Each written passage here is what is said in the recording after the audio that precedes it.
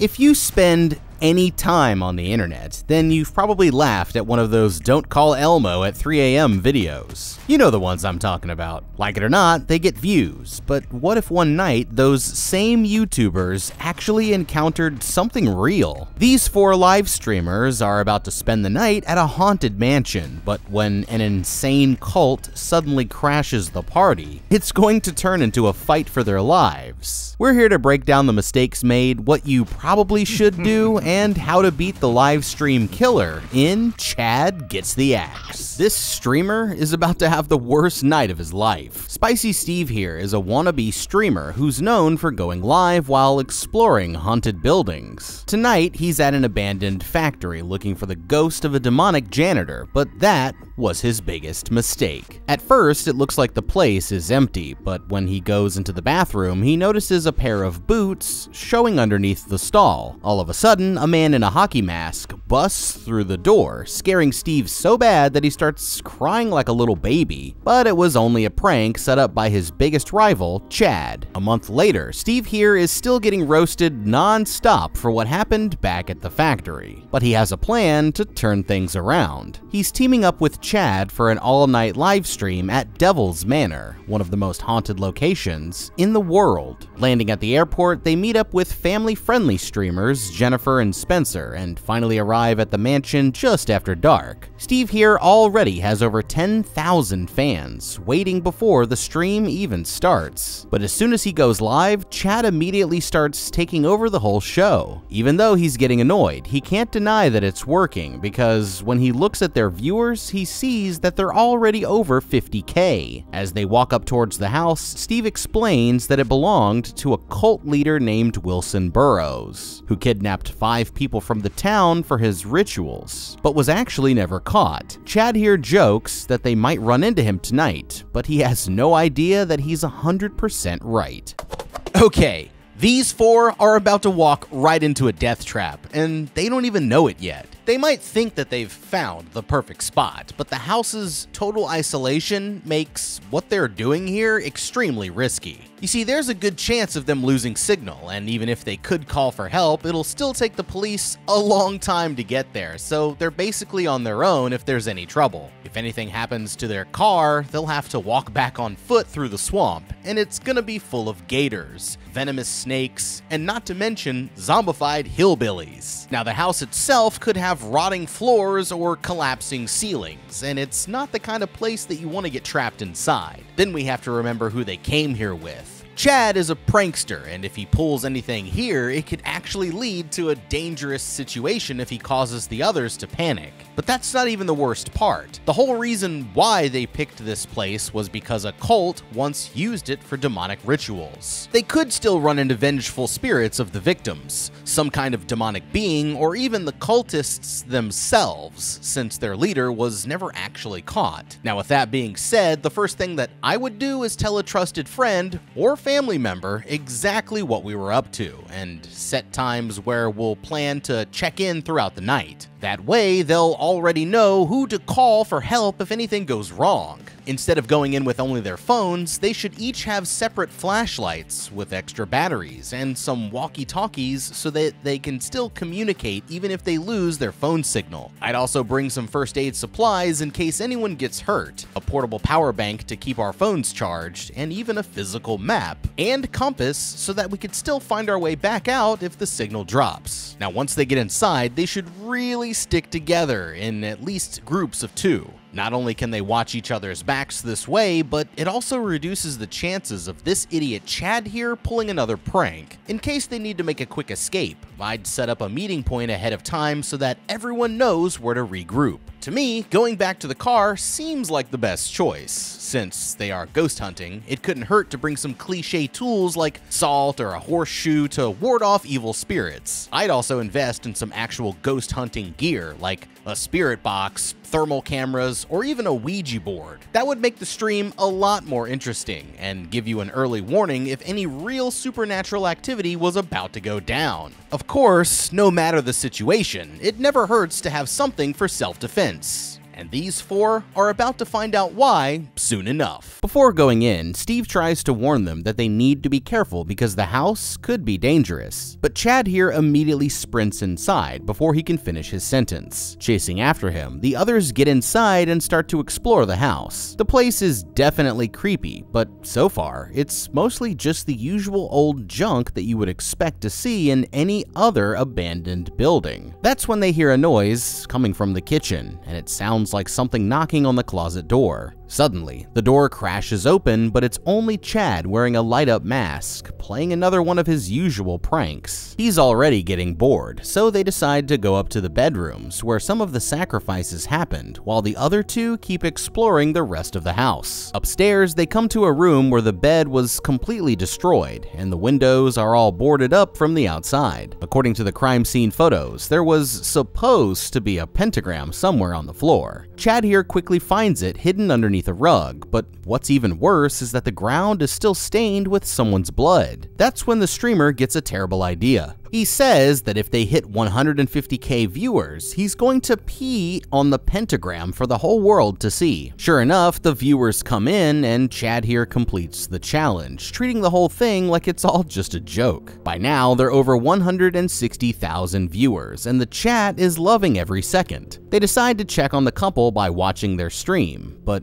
they're in one of the bathrooms showing off Spencer's abs, with only a fraction of the views that Steve and Chad are bringing in. Still exploring upstairs, they find a room with an old school TV sitting in the corner. On the way out, Chad notices that there's a lock on the outside of the door, pretending like he's about to lock Steve in. A bit farther down the hall, they discover a door with a staircase that leads up to the attic. Knowing that attics are always around where you find the creepiest shit, they immediately climb up the stairs and have a look around. And this one does not disappoint. Shining their flashlights, they're shocked to find a real dead body being held up by some chains at the far side of the room. Steve here quickly realizes that this is a serious situation, saying how they never meant to actually find anything dangerous. But Chad has other ideas. To him, this is just another excuse for more of his usual antics, and he wants to use this body for every viewer that they can get. Leaning into the camera, Chad announces that he's going to poke the body with a stick, but even that isn't enough for their fans. When Steve looks at the chat, he sees that they want him to go even further, and they're daring him to put some of his merchandise on the body as a joke. The streamer hesitates at first, but after thinking it over, he agrees to do it if they hit 400,000 viewers. The number jumps up by over 100k almost instantly, and now that Steve here is really feeling confident, he decides to go through with the challenge. Handing the camera over to Chad, he walks up and puts his hat on the boy's head, and they both go running back downstairs to find the others. But the truth is that all of these people are about to watch them die.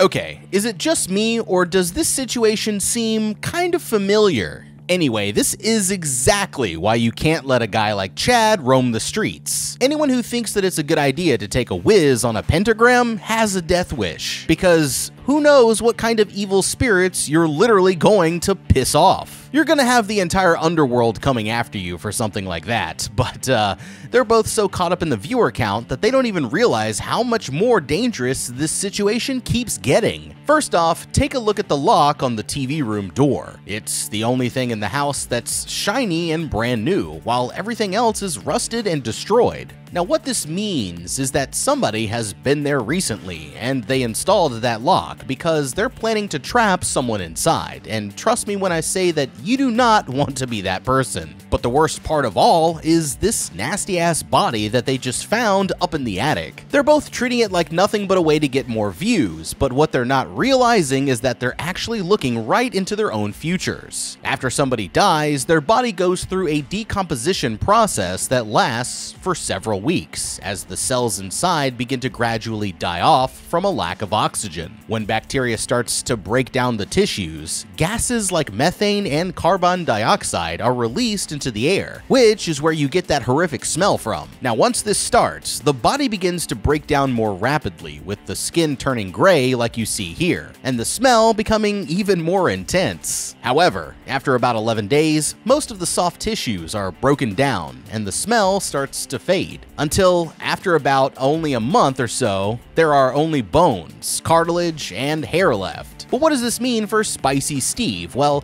from looking at the condition of the body, we can guess that he was only killed within the last 5 days or so, which means that not only is this an active crime scene, but the person who did it could still be around. Now, this isn't the time to panic, but it's definitely time to start getting worried. First, we're gonna stop touching anything right now before we tamper with the evidence or piss off any more ghosts. Then we need to regroup with Jen and Spencer, get back to the car, and get the hell out of there right away. Once they call the cops and report the body, they should probably also call a lawyer.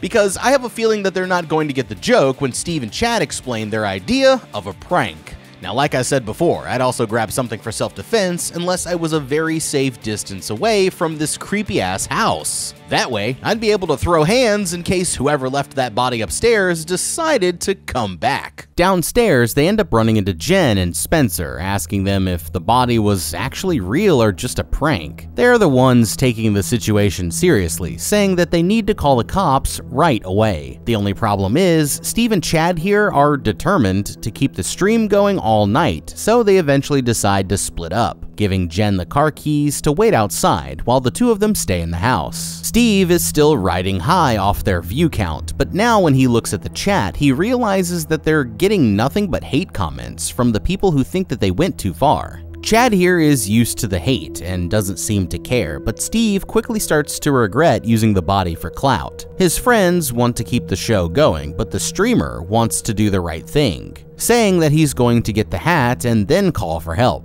As he goes, Chad gets frustrated and announces that he's going solo, deciding to stream on his own account if his buddy Steve here won't play along. Apologizing to the audience, Steve admits that he's starting to realize that his friend here might be an asshole after all. The views are already dropping off by the thousands as he makes his way upstairs. Arriving in the attic, he suddenly realizes that the body somehow vanished into thin air. As he looks around, he notices that there's nothing up there at all besides the chain that were just holding it to the roof. He spots his hat up in the rafters, and the realization suddenly comes to him that this must be just another one of Chad's elaborate pranks. Feeling better, he props his camera up on the floor as he goes to search for the hat, but he's about to realize that he is not alone. While he's struggling to grab it, the fans start to notice something moving around in the shadows across the room. By the time that he finally gets it down, he notices all of the comments saying to just look behind him, but laughs them off, thinking that it's all just a joke. Just to prove that he's not afraid, he scrolls to put the ghost filter over his face when all of a sudden it moves to cover something in the darkness behind his shoulder. Now Steve's actually getting worried, and he decides that it's officially time to get out of there. But it's already too late. Before leaving, he stops to give the house the middle finger one last time, but when he turns the camera around, a masked killer with an axe suddenly chops him in the back, killing him live on camera in front of 825,000 people. That makes one victim down, with 5 more to go.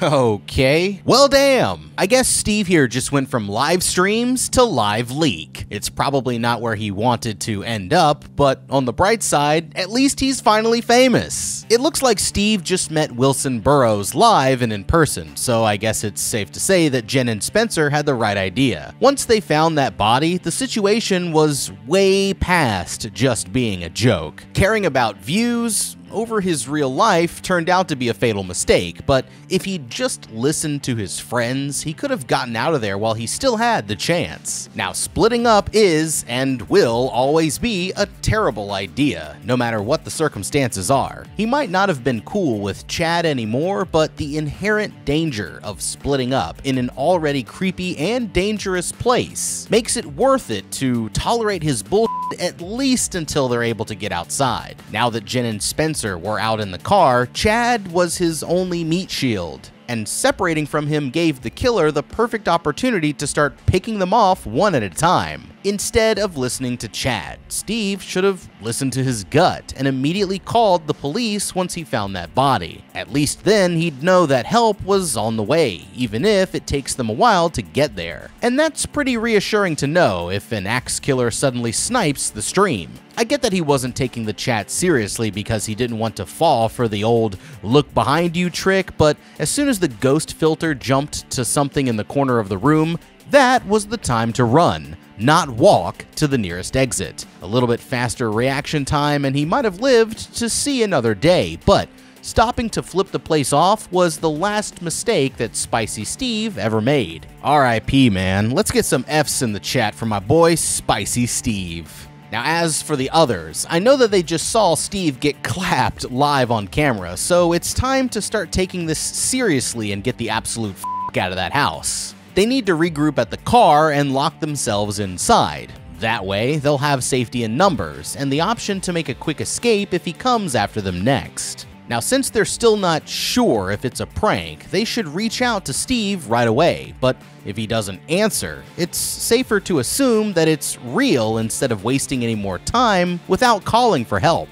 Now, going back inside without the police could just lead to more trouble, so it's better for them to just stick together in the car and be ready to leave if they need to. Now, just like always, it's never a bad idea to have something to fight with. They didn't bring much, but the tire iron from the car or even just rocks and sticks from the ground can still do the job if that's all that they have. Out in the car, Jen here has been watching Steve's stream the entire time, and she's starting to get a little worried. She tries texting him to see if he's alright, but her friend never answers, so she decides to check in with Chad instead. He's convinced that it's just a prank, and with 800k live viewers on the line, he isn't planning to end his stream anytime soon, saying that he'll go back inside to check. Realizing that she's missing out on great content, Jen says that the two of them should go back to the house. Now Spencer, he disagrees, saying how haunted houses don't really fit their brand in the first place. But his girlfriend has already made up her mind. Grabbing her phone, she tells him to wait there while she goes to find Chad, leaving Spencer behind to fend for himself. As she's walking back to the house, she starts trying to get the viewers hyped up for more spooky adventures. But when she looks at the comments, she sees that they're all talking about the fight that she just had with her boyfriend instead.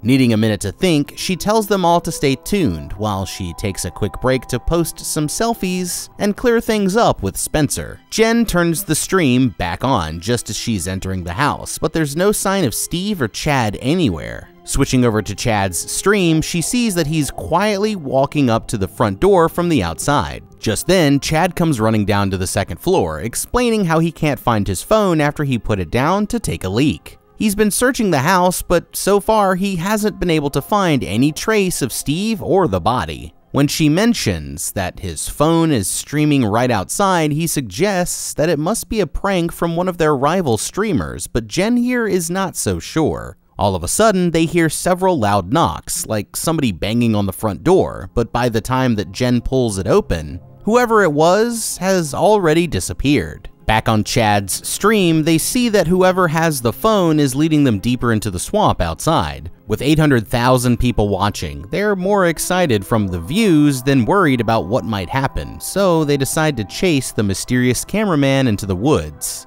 having no idea that one of them won't be coming back alive. Running into the woods, they quickly end up on the boardwalk where the phone was streaming from just a few minutes before. Switching to Chad's account, they're confused to see that whoever it was just ended their stream and started looking around in the darkness for any sign of where they've gone. Taking the phone, Chad here starts threatening to crash out if they don't give it back, but that's when somebody in the chat mentions that his stream is back on. This time when they switch over to it, it looks like the person is standing in the middle of the water, filming them from a short distance away. Using his flashlight, Chad's able to figure out what direction that they're in and immediately runs over to confront them while leaving Jen behind on the boardwalk. Not one to waste a good advertising opportunity, Jen here takes the moment to shamelessly plug one of her sponsors, as her view count is just about to hit 1 million. The chat starts saying that there might be gators in the swamp, so she comes up with an idea to get some footage. Using a paddle that she found on the ground, she straps her phone to it and lowers it down into the water, but as she pulls it back up, it catches a shot of a man in a black cloak standing right underneath the boards. The chat starts going crazy trying to warn her, when suddenly the man reaches out and grabs her by the legs, dragging her off the dock and into the murky water below. That makes 2 victims down with 4 more to go.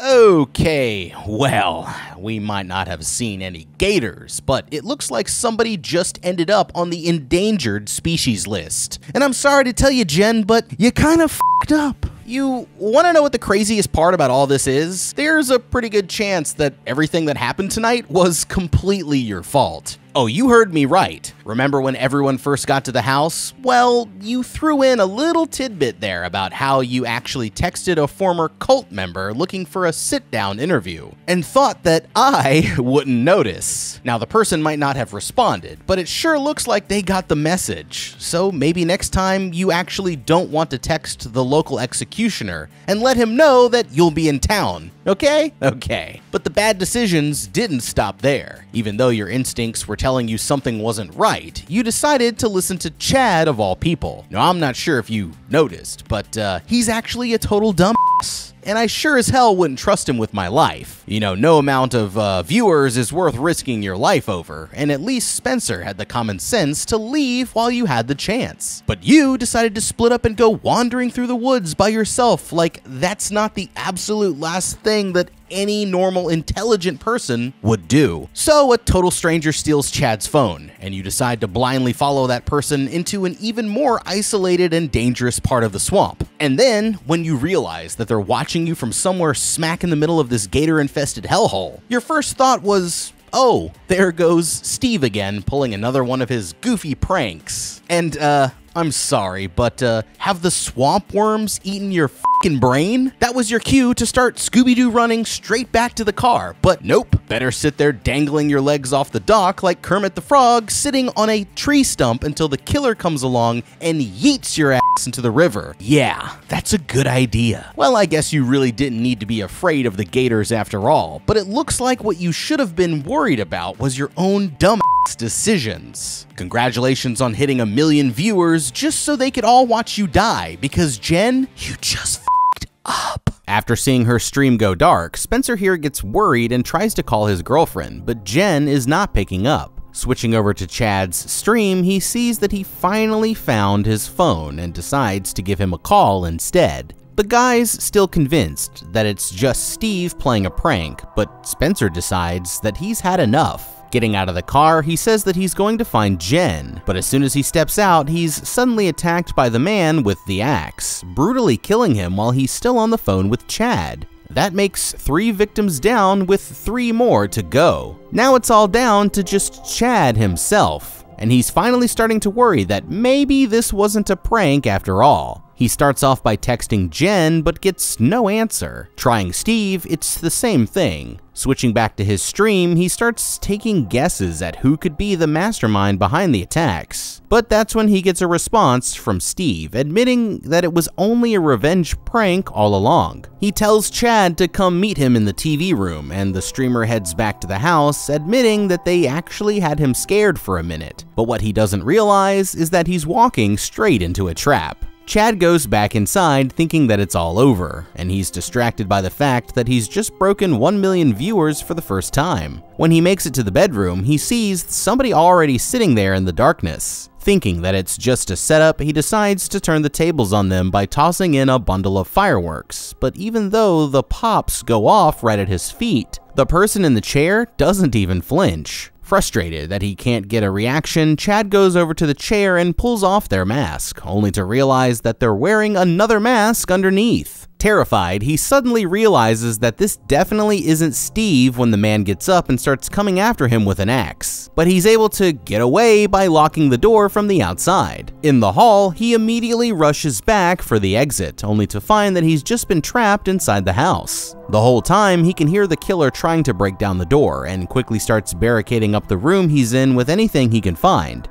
Now he's really starting to panic, and he decides that it's finally time to call the police. He tries explaining the situation as best that he can, but once the operator hears who's calling, her whole attitude suddenly changes. She already knows Chad from his streaming career and guesses that this must be another one of his pranks, warning him not to call for help again before abruptly hanging up the phone. Just then, he hears the killer finally get loose, and his only choice is to quickly take cover inside of a busted-up cabinet. Staying as quiet as he can, he manages to hide as the killer slowly searches the room, but by now, the viewers in his chat are actually begging to see him die. Just when it looks like the coast is clear, somebody in the chat figures out his phone number and decides to call, giving away his exact position. He shuts it off as fast as he can, but it's no use, and the killer yanks him out of his hiding place, dragging him back into the darkness. Somehow Chad manages to escape his clutches with only a small injury, sprinting outside through the back door. But the truth is that his night from hell is just getting started.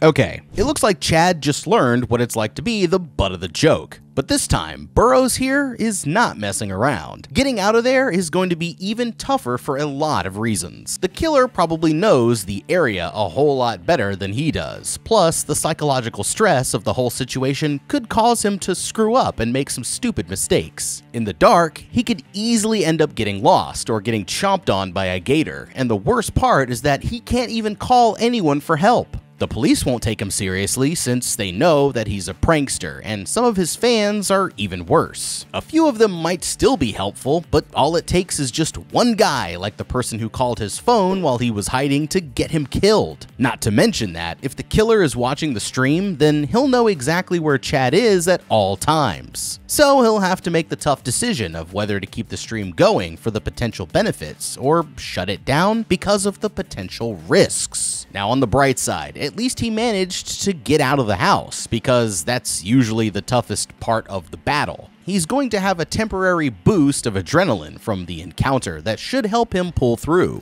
and giving Chad a burst of energy that will help him run faster, fight harder, and tolerate a lot more pain. It also dilates your pupils, giving him better night vision, and increases his alertness and sense of hearing, basically making him like a super Chad until it wears off. I mean, it seems like the best plan is to go for the road, so I'd take a second to get my bearings, and then try to start heading in the right direction. Now for traveling, he should try to keep things as stealthy as possible, using the darkness and natural terrain as cover. And I can't believe I'm still saying this, but please, pick up something to defend yourself with, my guy. I don't care if it's a stick, a rock, or a baby alligator. You just need something to battle with if the killer shows up again. Then all that's left is to get as far away from the house as possible, and use his GPS or his memory to find a way back to the road. He still has a long way to go, but at least then he'll be one step closer to civilization. Running into the woods, Chad keeps going until he comes to a spot where it looks safe to get some rest. He's got a nasty cut on his arm and starts asking the Chad if they can call the police for him instead. But he's been such an asshole for his whole career that nobody is willing to help. Luckily, he finally gets the one helpful person out of all 1.5 million viewers, and they drop a pin leading him to a road that's only a short distance away. Running for his life, Chad takes off sprinting through the darkness, heading for the road until he finally makes it back to their Jeep. Locking himself inside, he starts desperately searching for the keys, hoping that Spencer might have left them in the car. The whole time though, he's so distracted that he doesn't notice a strange red light shining in through the back window. When looking up for the keys doesn't work out, he decides to try hot wiring the car instead. Opening up a YouTube tutorial, he sits through a whole long-winded explanation of hot wiring lore, only to find out at the end that it's basically impossible to do on any car made after 1999, meaning that he's still stuck in the exact same position. Frustrated, he goes back to the chat and starts coming up with other ideas, when all of a sudden the killer takes the handle off of his axe and blasts straight through the driver's side window, but he manages to slip away, running back into the darkness with the killer just a few steps behind. After running for a while, it seems like he's finally lost the creep, and he eventually makes it out to an actual road. Opening up the app, he tries calling for a ride out of there, but quickly finds out that there's no one driving in this area. Someone in the chat says that they're on the way, but at this point he doesn't believe a word anyone says. One person asks why he's still filming, but he responds that it's the biggest night of his career,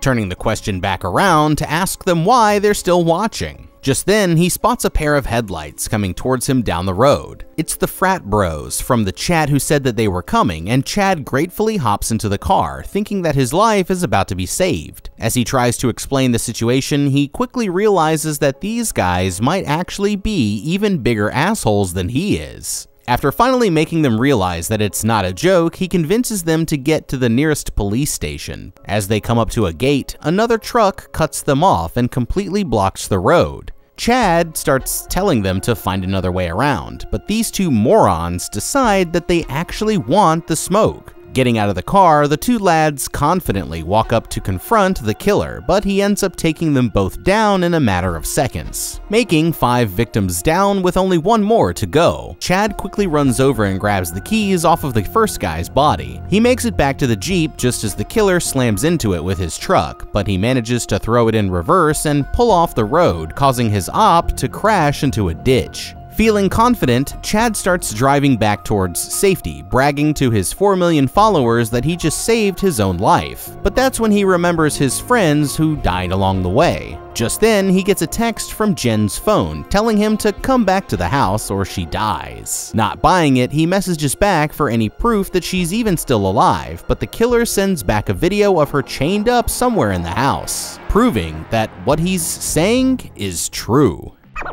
Okay, Chad here has a tough choice to make. Does he go back and save his friend, or does he get out of there while he still has the chance? Now, normally this would be an easy decision to just say F everything and get as far away from the murder house as possible. But now that they have Jen, he's going to feel conflicted about leaving her behind. And it hits especially hard because he's kind of responsible for what happened. Now, the killer is obviously trying to lure him into a trap by using the video of Jen as psychological manipulation. But there's no way for him to even know if it was actually filmed recently or if it's really all just a trick and she's already died. Chad's injured and tired. He's got a nasty wound on his arm and he's starting to get a little exhausted from all of the stress. That's going to stop him from making the best decisions and also make him weaker in a fight. On top of that, there is no backup coming, and he'll be completely on his own if he ends up in a bad situation. The only thing that he really has going for him is this car, since it's an easy way to escape and get to safety. But besides that, he has a baseball bat and a headlamp and possibly some more fireworks in his bag. It won't be much in a fight, but it's better than nothing at all. So now the question is, what should he do? Personally, I'd get the f out of there while I still can. You know, don't forget, Jen was the one who texted the cult, and this might have been a normal night if it wasn't for her. So there's no way that I'd be going in there and risking my life to save her now. If he's going to do it, he needs to have a damn good strategy. Their car is the best chance to escape, but if the killer finds it, he'll sabotage it. Getting out of the house won't matter if they just end up stuck in the swamp again. So Chad needs to start parking the car somewhere not too obvious, using the brush as natural camouflage, and making sure that he actually takes the keys. Instead of going straight through the front door, he should try to sneak up to the house first and try to get a feeling for what's going on inside. Maybe there are windows into the basement that could let him see what's down there. And if they're big enough, he might be able to sneak in and out that way with Jen completely unnoticed. I'd try to use the headlamp as little as possible. That way, he can maintain the element of surprise. If he ends up in a confrontation, then he needs to use his equipment in the best ways that he can. His axe is powerful, but it also has a long wind-up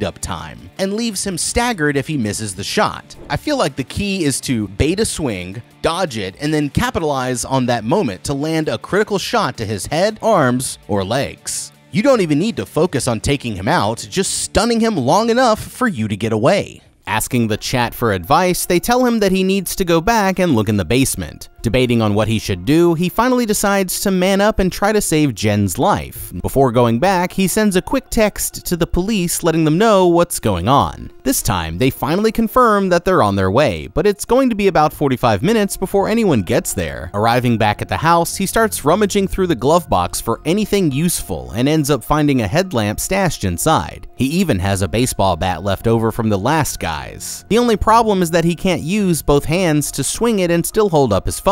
With over 5 million viewers live on the stream, there's no way that he's shutting it off now. A few seconds later, Chad sets off the car alarm, using it as a distraction to lure the killer out of the house. And while Burroughs comes to investigate the noise, Chad quietly sneaks inside while his back is turned. Instead of shutting off the phone, the killer actually picks it up and starts recording himself walking back into the house. The whole chat immediately goes crazy, realizing that he might be about to film himself brutally killing Chad. This is the exact kind of content that they like to see, and the views keep going up as the man starts making his way down into the basement. Eventually, he gets to the chamber where they're keeping Jen, shutting off his own headlamp so that they won't know he's there. Seeing him coming, Chad jumps up and starts shouting at him to back off, threatening to club him with the bat if he gets any closer. Ordering him to hand over the keys, he says that the only way he won't beat his ass is if he lets them both walk away. It's actually pretty brave, but everything changes when Jen asks what he'll do about the rest of them. Looking around, he suddenly realizes that they're completely surrounded by other members of the cult. Just then, one of them lunges out from the shadows and stabs him in the back. Instead of killing him right away, they turn their attention on Jen first, finishing her off as he tries to limp back upstairs. Terrified, Chad flees back through the house, only to come across more of the cult members feasting on Spencer's body, leaving Chad here as the only survivor. His only choice is to run all the way back up to the attic, but once he gets there, one of the cult members knocks him down and chains him to the floor, leaving him with no place left to go. All he can do is tell his mom that he loves her as the killer puts the phone down in front of his face and steps into the frame as he buries the axe directly into Chad's back. That makes all 6 victims down with no survivors, and the views slowly begin to drop off as he bleeds out on the floor, shrinking until there's not a single viewer left. In the end, he got the views he was looking for, but I think Chad learned a very important lesson. If you're relying on the chat to save your life, it probably means you're already dead. Chad Gets the Axe. Murder House. Live streams. I like this movie. It actually kind of reminded me of Deadstream. And, I thought everyone did a great job. Except for, well, never mind. Anyways, let me know down in the comments what you guys would do differently. Leave a like and subscribe, and don't forget to check out the How to Beat playlist for more videos just like this one. I'm the guy, I'll see you in the next video, and have a damn good day.